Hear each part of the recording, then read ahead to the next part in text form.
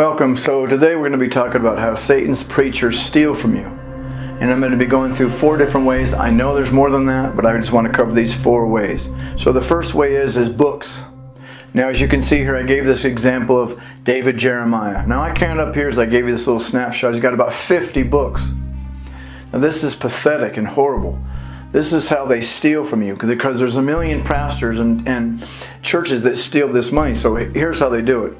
So they make these deals with these companies, and then they go and buy a bunch of their copies of their books, 30, 40,000 copies of the books, and then they give them out when you give donations. Well, anybody's going to take that kind of a deal. So he's double dipping. He gets his paycheck and salary benefits. Now he gets his books. He gets his all kinds of stuff from these books. He gets the fee. He gets the royalties and all kinds of stuff.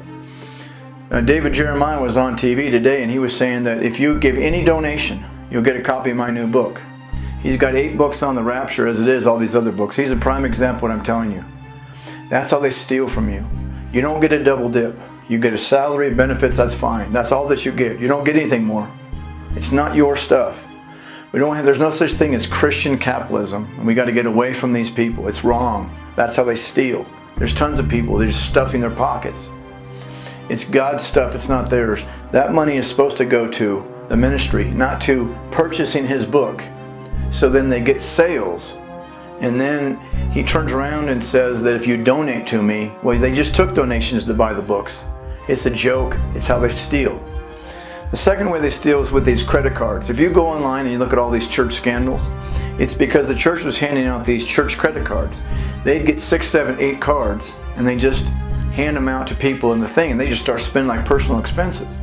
And then all of a sudden, the pastors are doing it, the accountants are doing it. Then all of a sudden, somebody finds out that somebody just racked up the bill, $200,000, $300,000, $400,000 6 years later.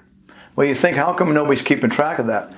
Because they're all spending the money. They're all stealing from the church, the people that are overseeing. So that's why there's no oversight, because they're all stealing.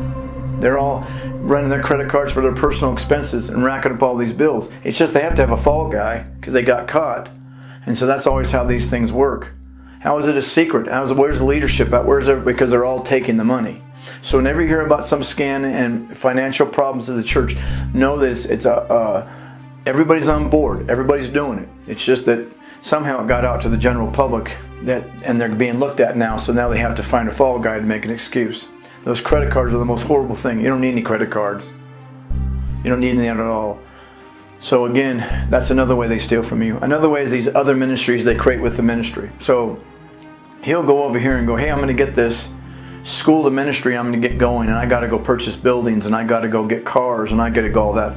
Turns out that all the money went to him, all the cars went to him. The house and home improvements, because the loan's going over here, the money will be funneled over here, because the accountants, they're on the take too. So you create up a bunch of dummy accounts. You say it's other ministries.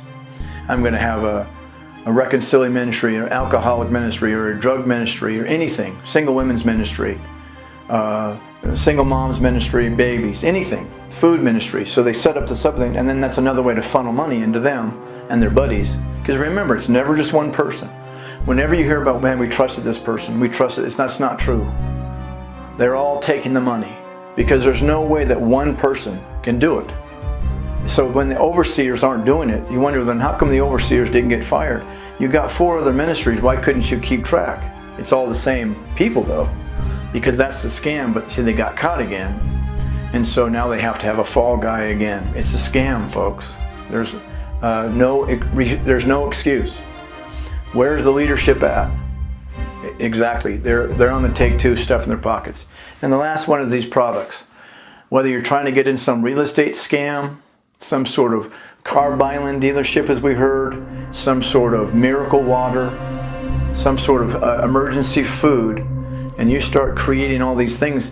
This is like a side hustle to the church, but the side hustle is the people running it in the church. I'm selling the miracle water, but it's me and my buddies in the company. They're getting the kickbacks and the take from it. It's not going to the church. The emergency food and all that, well, that's just a scam. It's just selling products because you're trying to play in this guns, gold, and God type of thing of the preppers and some sort of end of the world scenario. But you're just sitting there working with these companies to stuff your pockets. We just had a couple of people. They went to jail because they were selling this stupid mineral water, this fake stuff that doesn't even work. So these are just kind of things that they're doing. What you have to be aware for is simply, so what do you do though? Because it's not going to change. Well, we do the same thing as Christ did. We run them out of the temple, just like Jesus did. He ran them out of the temple in his day in front of everybody. Well, didn't they go back to it? Of course they did. Who cares? I want to be like Christ. I want to say something. I want to run them out the temple too. This isn't what this stuff is for. This isn't what this place is for. It's not for your personal enrichment, you and your buddies. It's for the gospel. It's for prayer. It's to help people. And so that's what we want to do. We want to be like Jesus. We want to run them out of the temple. Anyway, again, thanks for watching. This was Mike Stinnett and the Office for Truth.